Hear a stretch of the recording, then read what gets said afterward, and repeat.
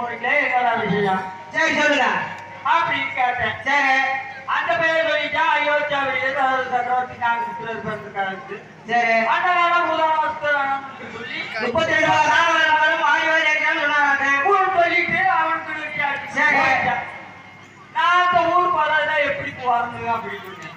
எந்த வழியா போகணும் ஆமா கேட்டேன். கேட்டீங்க அவனை பார்த்து உள்ள இருந்து ஆட்டோட வாங்க நேரம் பாத்து விட்ட பூஜை ஓடுறது போங்க ஆமா அந்த ஆட்டாக்காரர் இருப்பாரா அது மாதிரி அது ஏறி போய் சொல்லிட்டாங்க நானும் அதோட வந்துட்டேன். சரி நம்மளும் வந்துட்டேன். அந்த பெயரை காணுது இன்னும் ஒருத்தர் கூட காணா அரவணை நானி வந்துட்டேன்.